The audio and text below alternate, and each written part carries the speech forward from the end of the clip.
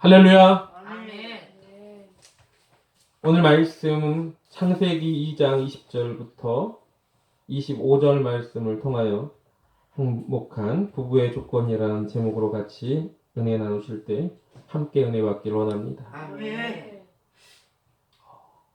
우리가 흔히 촌수라고 하는 것들을 따질 때가 있습니다. 너하고 나는 몇 촌 관계야.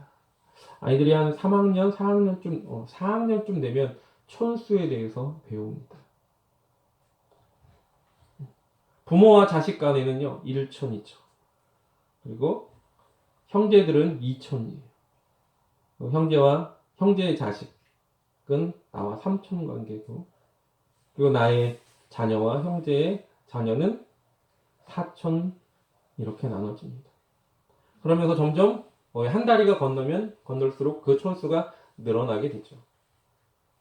그래서 어떤 사람은 우리나라는 요즘은 사촌이 넘어버리면 대부분 이제는 거의 남처럼 지내는 사회가 됐죠.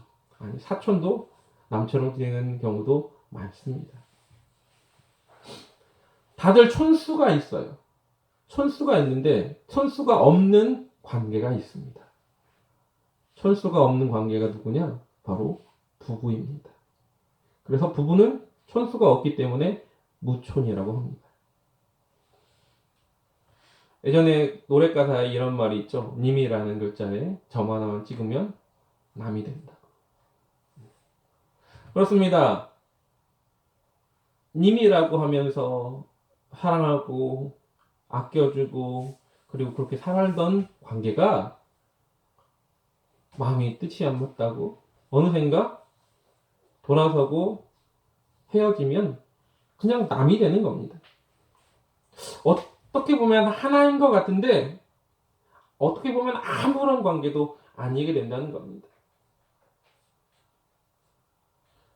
마치 물과 기름이 둥둥 떠 있는 것 같은 그런 관계가 있는 것이 어쩌면 부부의 관계일 수도 있습니다. 그런데 여러분 아십니까? 물과 기름은요 섞이지 않아요. 그런데 어떤 액체를 넣으면 물과 기름이요 섞이게 되어 있습니다. TV 광고에 어떤 그 약을 선전하는데 그 약을 선전할 때 그렇게 하더라고요. 기름층과 그 다음에 물층이 있어요. 섞이지 않아요. 그런데 어떤 액체를 넣었더니 그 약을 넣었더니 그 두 개가 섞이더라고요. 여러분 부부는 섞이지 않았을 때는요 정말 살기 힘듭니다. 아무리 부부로서 연을 맺었고 결혼을 했지만 그러나 그 관계가 하나가 되지 못하면 그 둘의 관계는 계속 물과 기름처럼 분리되어 있기 때문에 다투고 서로를 이해하지 못하고 서로를 비난하고 그렇게 살 수밖에 없는 겁니다. 그런 무촌의 관계가 바로 부부 관계예요. 그런데 신기한 건 가족들, 그러니까 내 자녀와 나와의 관계도 부부를 통하지 않고는 관계가 이루어지지 않습니다. 또한 그 형제를 통해서도 마찬가지로 부부를 통하여서는 촌수가 맺어지지 않는 겁니다. 부부를 지나가야 외가 쪽에 친척이 생기는 거예요. 엄마를 통해서 지나가야 외가 쪽 친척의 관계, 촌수가 생기는 거고요.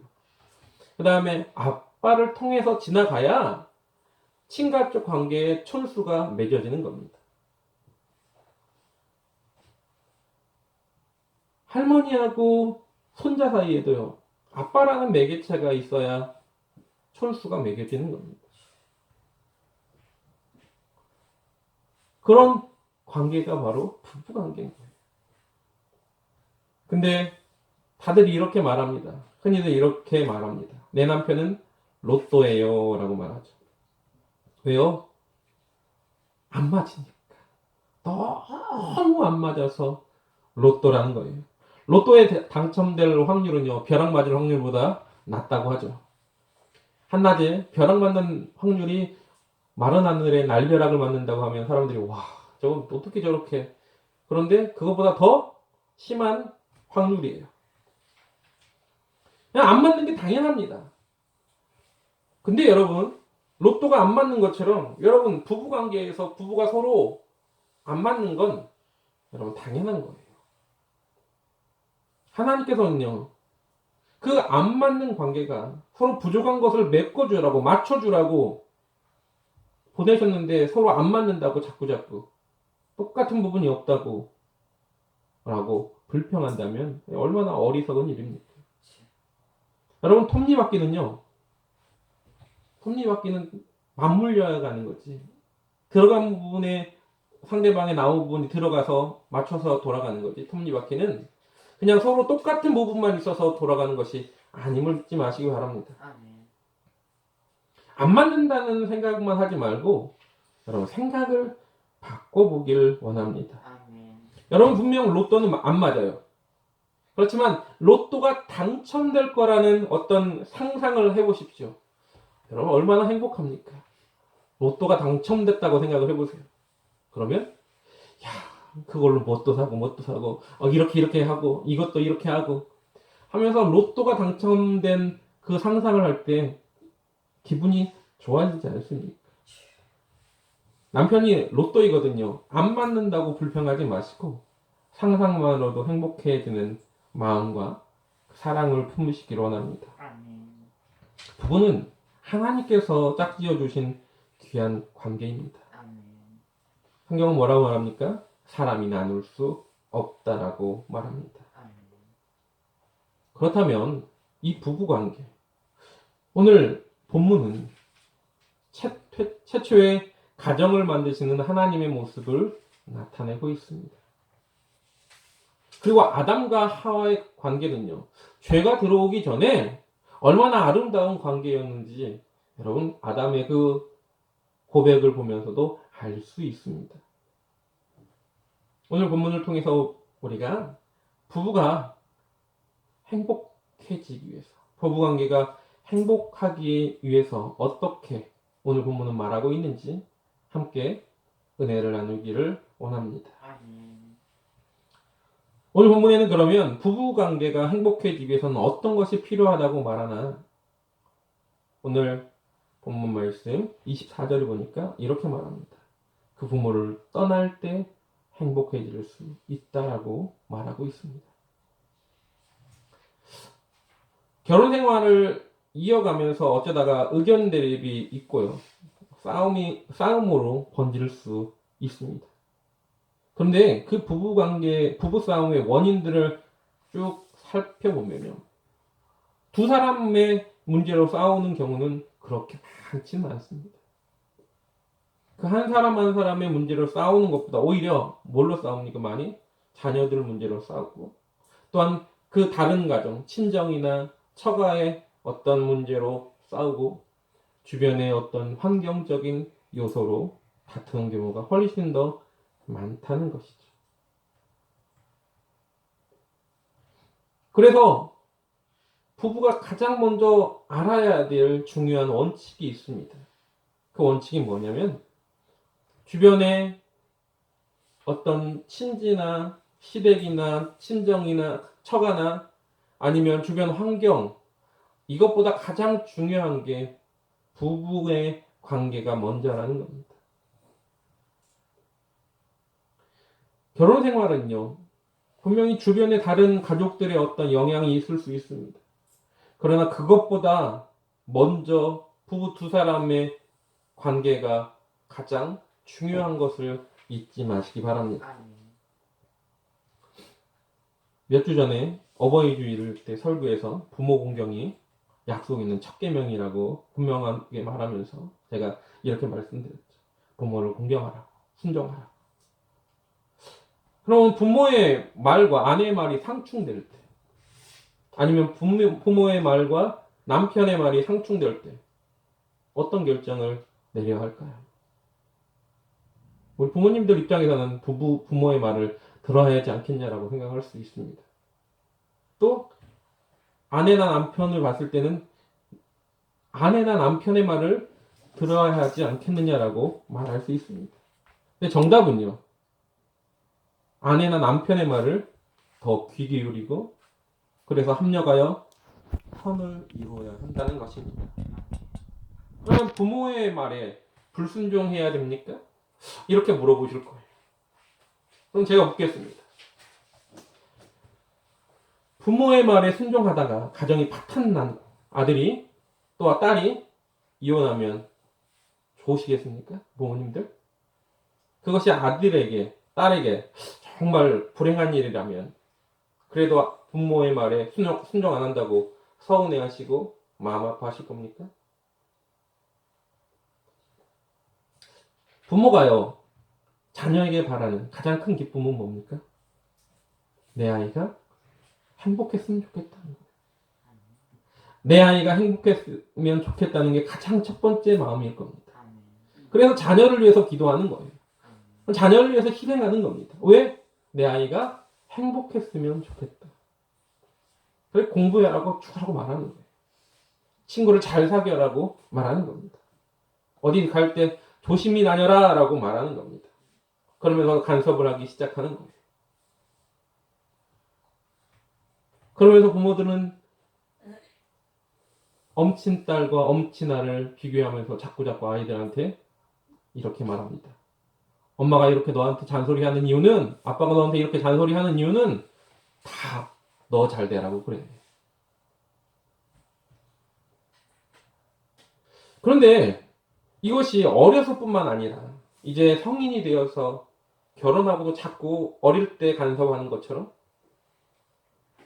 그렇게 자꾸 하나씩 둘씩 그 장성한 결혼한 자녀에게 간섭을 하기 시작한다면 그 부부는 그 자녀는 불행해지기 시작합니다. 분명히 너 잘되라고 너의 행복만을 바래라고 말하는 부모가 그 간섭 때문에 결혼한 그 자녀들의 일생을 간섭하기 시작하면서 그 자녀는 불행해지기 시작한다는 겁니다. 가장 행복했으면 좋겠던 자녀가 불행해진다면 부모의 마음은 어떨까요? 그래서 가장 먼저 성경은 말합니다. 부모를 떠나라고요. 내 말에 반대하던 사위나 내 말에 반대하던 며느리가 그 며느리하고 헤어지니까 속이 시원한가요? 그렇지 않습니다. 하나님께서 태초에 아담에게 하와를 만나게 하실 때 아담이 독처하는 것이 좋지 못하다고 그래서 만들었다고 말합니다. 하나님께서는요 둘이 만나면 행복해질 것을 아셨다는 겁니다. 그래서 둘이 처음 만났을 때 아담은 한눈에 알아봤습니다. 그럼 뭐라고 말합니까? 내 뼈 중에 뼈요 살 중에 살이라고 말합니다. 아담의 그 첫 만남의 고백 얼마나 행복했으면 그러한 고백을 했겠습니까? 하나님께서 아담에게 하와를 주신 것처럼 그렇게 첫눈에 반해서 행복해할 존재로 부부의 연을 맺게 해주신 겁니다.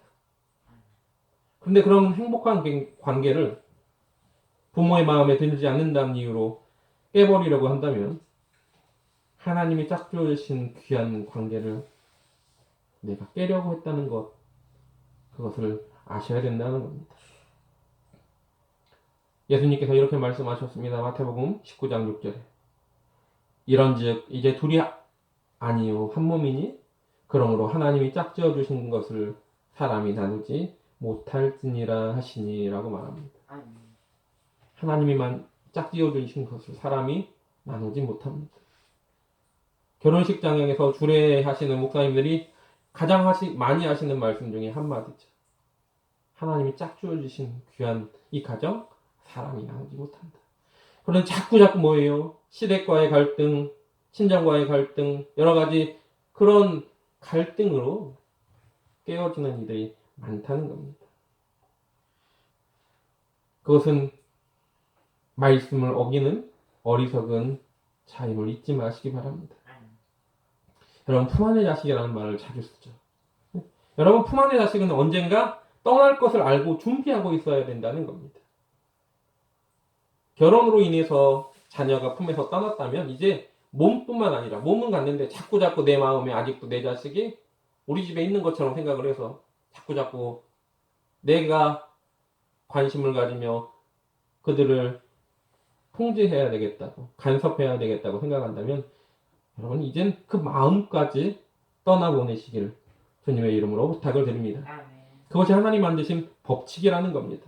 그래서 하나님은 뭐라고 말합니까? 남자가 부모를 떠나 그 아내와 연합하여 둘이 한 몸을 이룰지로다라고 말하고 있습니다. 또한 예수님께서도 마태복음 19장 4절 5절에 이렇게 말씀하셨어요. 이러므로 사람이 그 부모를 떠나서 아내에게 합하여 그 둘이 한 몸이 될지니라 하신 것을 잊지 못하였느냐라고 말씀하십니다. 부모를 떠난다는 것은 가장 가깝고 소중한 이들에게서조차 부부는 그리고 독립적인 존재임을 이야기하고 있습니다. 근데 이게 누구로부터 보호를 받는 자가 아니에요. 부부는요, 이제는 누군가를 책임지는 존재가 되었다는 걸 잊지 말아야 된다는 겁니다. 부모로부터 독립한다는 것은요, 이제 내 인생에 간섭하지 마세요라고 말할 게 아니라 남편은 아내를, 아내는 남편을 이제 서로를 책임지는 존재가 되었다는 선포이고 또한 그 말에 책임을 져야 된다는 것 잊지 마시길 바랍니다. 아멘. 그래서 행복해지려면 먼저 부모를 떠나야 됩니다. 두 번째로 부부관계가 행복해지기 위해서는 어떤 것들이 필요하냐? 오늘 본문 이렇게 말합니다. 둘이 하나가 될 때. 그러므로 남자가 그 부모를 떠나 그 아내와 연합하여 둘이 한 몸을 이룰지로다라고 24절에 말하고 있습니다. 여러분, 둘이 하나가 될 때, 한 몸을 이룰 때 행복해질 수 있다라고 성경은 말하고 있는 것입니다. 여러분, 하나님은요, 아담을 긍휼히 여기셔서 아담을 잠들게 하십니다. 그리고 아담에게 취하신 그 갈빗대로 돕는 배필인 여자를 만드셨어요. 창세기 2장 21절부터 22절에 이렇게 말합니다. 여호와 하나님이 아담을 깊이 잠들게 하시니 잠들매 그가 그 갈빗대 하나를 취하고 살로 대신 채우시고 여호와 하나님이 아담에게서 취하신 그 갈빗대로 여자를 만드시고 그를 아담에게로 이끌어 오시니라고 말합니다. 진정한 의미에서 부부는요, 남남이 만나서 하나가 되는 것이 아닙니다. 남자는요, 자신의 갈빗대를 찾는 것이에요. 여자는 자신의 몸의 일부를 찾아가는 것. 이것이 바로 한 몸을 이루는 것이라는 겁니다. 하나님께서 배필을, 돕는 배필을 만들어 놓으신 이유는 그저 지금 현재 어쩌다 남남이 어쩌다 눈이 맞아가지고 만나서가 아니라 하나님의 계획 속에서 그들이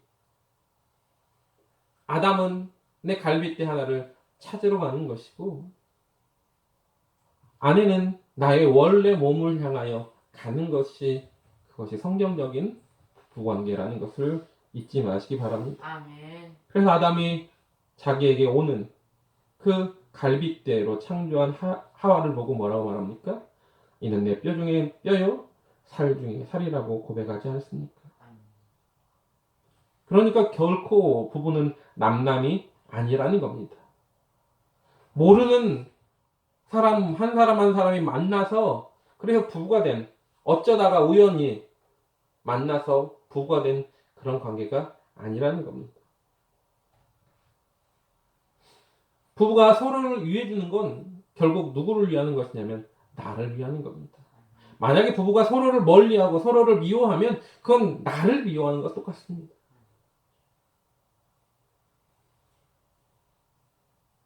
왜? 부부는 한 몸이기 때문입니다. 성경은 이렇게 말합니다. 남자가 부모를 떠나 아내와 합하여 둘이 한 몸을 이룬다라고 말하죠.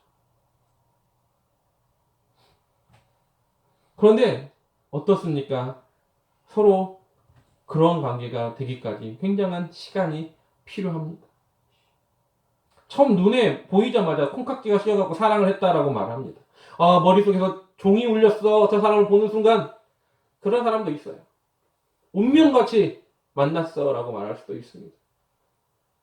그런데 흔히 이렇게 얘기하죠. 그런 모습, 눈에 콩깍지 씌우는 거 3개월밖에 안 간다 이런 얘기를 많이 해요.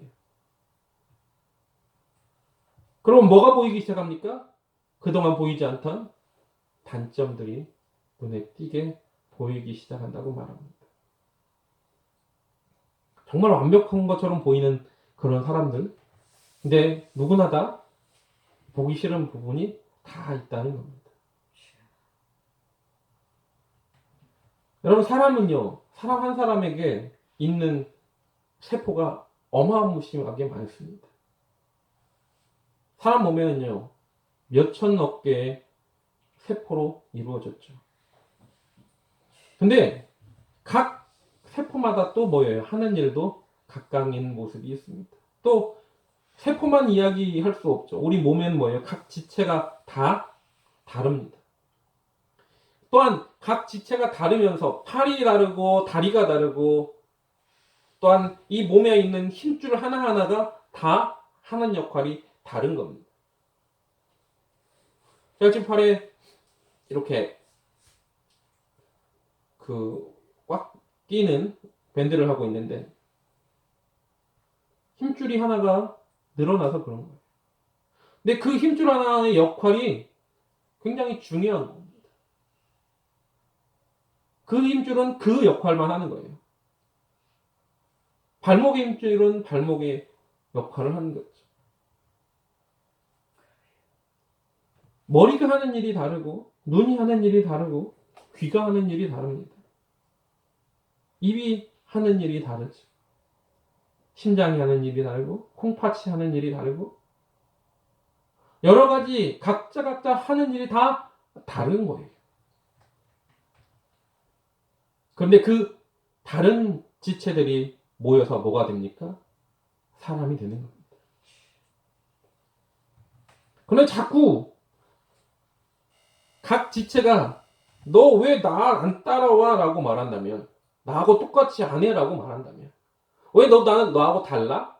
넌 나하고 달라? 라고만 자꾸 말한다면 여러분 눈이 자꾸 이쁘고 야 나는 보는데 넌 맨날 먹기만 해 라고 말한다면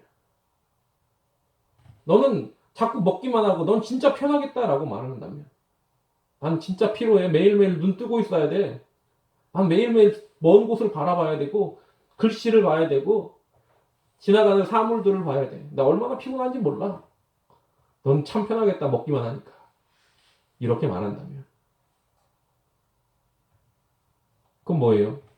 이해하지 못하는 겁니다. 여러분 각 지체가 다 같을 수 없어요.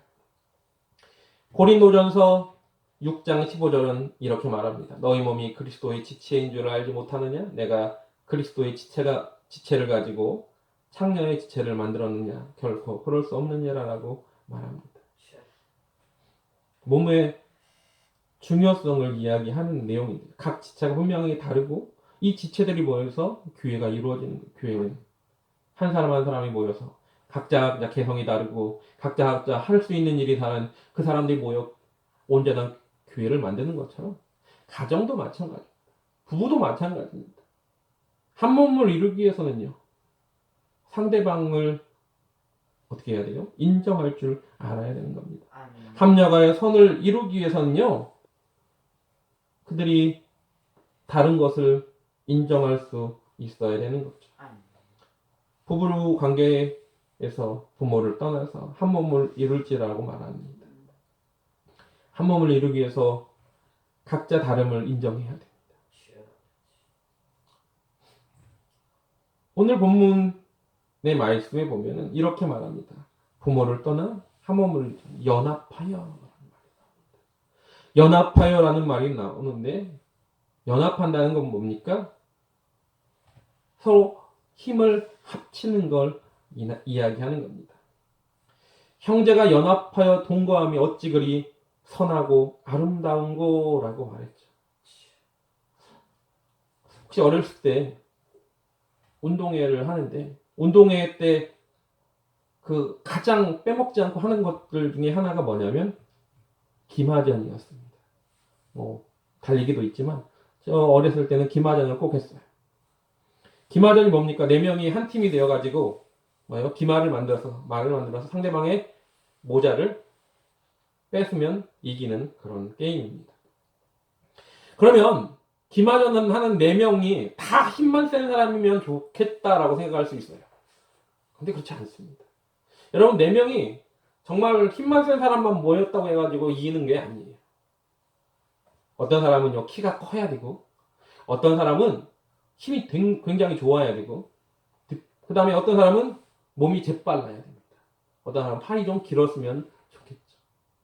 위에 탄 사람은 팔도 길고 몸이 좀 날렵한 사람이 대부분 위에 있습니다. 몸도 가볍고. 또 밑에 있는 사람도 어때요?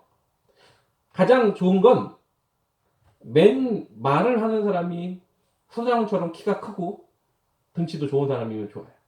그 뒤에 두 명은 또 어떻습니까? 힘이 있으면서 버텨줄 수 있는 사람들이 좋습니다.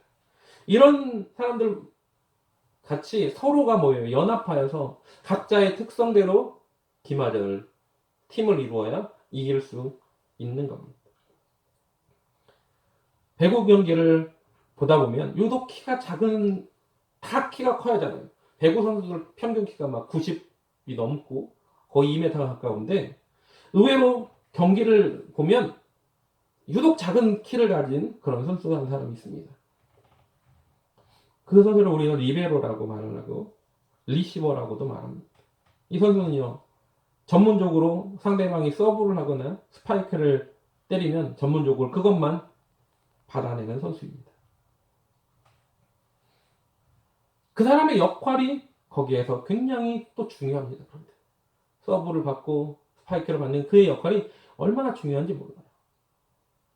키 작다고 그를 무시하면 절대 안 된다는 겁니다. 이렇게 연합한다는 것은 각자의 장점을 잘 살려서 최상의 결과를 가져오는 것을 목적으로 하고 있습니다. 삼국지라는 소설에 보면요. 거기에 주인공처럼 나오는 인물이 있습니다. 누구냐? 유비라는 인물이죠. 유비라는 인물은요. 어디에 내놔도 부족함이 없는 세 명의 놀라운 장수를 가지고 있습니다. 나 다 알고 있는 장수, 관우, 장비, 그 다음에 조자룡, 조운입니다. 이 세 사람은요. 정말 싸움 진짜 잘해요. 관우는요. 중국에서 무신이라고 칭할 만큼의 사람이고요. 장비는 흔히 말하는 만인시적이라는 말을 가졌죠. 또 어떻습니까? 조자룡은 그 유비의 아들을 구하기 위해서 조조의 100만 대군 속에서 휘젓고 다니면서 아들을 구해오던 그런 놀라운 장수입니다. 싸움은요 정말 원탑을 달리는 가장 잘하는 3명의 장수라고 볼 수 있습니다. 그런데 그런 장수들을 가지고 유비가 초반에 굉장히 세력도 약하고 힘을 못 씁니다. 그러다가 누구를 만나요? 제갈공명이라는 책사를 만납니다. 그리고는 그 후로 승승장구하게 되고 나라를 세우죠. 이렇듯 전쟁은요 싸움만 잘하는 이가 있다고 해가지고 이기는 게 아니라는 겁니다. 머리를 잘 쓰는, 전략을 잘 짜는 참모 역할하는 이도 중요하다는 거죠. 그런데 한쪽이 힘도 약한 게 우리에게 명령한다고 그렇게 생각하면서 말을 안 듣는다면 어떻게 되겠습니까? 반대로 생각도 없이 맨날 무식하게 힘만 센 것들이 내 말 듣지 않는다고 한다면 어떤 결과가 일어났겠습니까? 아마 유비는 세력을 넓힐 수 없었을 겁니다. 여러분, 연합을 온전히 이루기 위해서는 뭐가 필요하냐? 서로를 인정하는 것이 필요합니다. 아멘. 부부관계도 마찬가지예요. 어느 한편만의 말이 옳은 것이 아니라는 겁니다. 아까 제가 이런 말씀을 드렸죠. 책임져야 한다고. 서로를 책임져야 된다. 여러분, 그 책임진다는 말은 서로의 그 약점과 부족함과 연약함까지도요, 내가 책임진다는 걸 이야기하는 겁니다. 이 책임진다는 말은 내 소유로 착각하고 내 기준에 무조건 맞춰 내가 원하는 대로 꼭 이렇게 해야 돼 라고 해서는 안 된다라는 겁니다.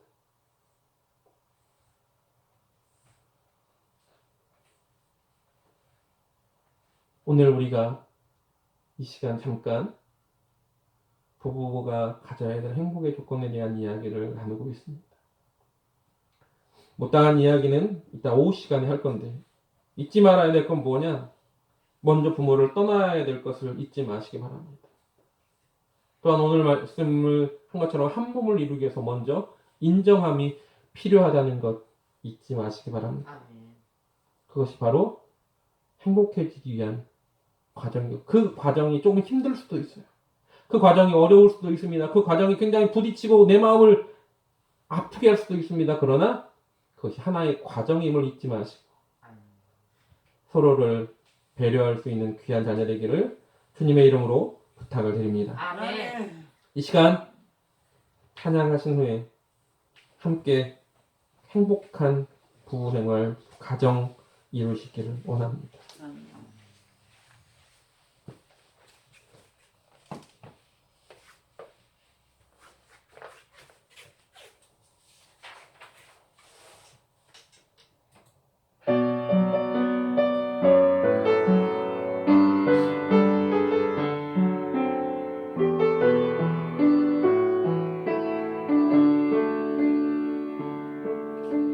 화려하지 않아도 정결하게 사는 삶, 가진 것이 적어도 감사하며 사는 삶, 내게 주신 작은 힘 나누어주며 사는 삶, 이것이 나의 삶의 행복이라오. 눈물 날 일 많지만 기도할 수 있는 것, 억울한 일 많으나 주를 위해 찾는 것, 비록 짧은 작은 삶, 주 뜻대로 사는 것, 이것이 나의 삶의 행복이라오. 이것이 행복이라오. 세상은 알 수 없는 하나님 선물, 이것이 행복이라오. 하나님의 자녀로 살아가는 것, 이것이 행복이라오. 이것이 행복이라오. 세상은 알 수 없는 하나님 선물, 이것이 행복이라오. 하나님의 자녀로 살아가는 것, 이것이 행복이라오. 이 시간 행복한 부부 생활을 하기 위해서, 행복한 가정을 이루기 위해서 우리가 가져야 될 모습은 부모를 떠나고 서로를 책임질 수 있는 그런 마음, 또 한 몸을 이루기 위해 서로를 인정하는 것을 우리가 그러한 사람이 되게 해달라. 이 시간 다같이 동성으로 주의 일창하고 기도하겠습니다. 주여!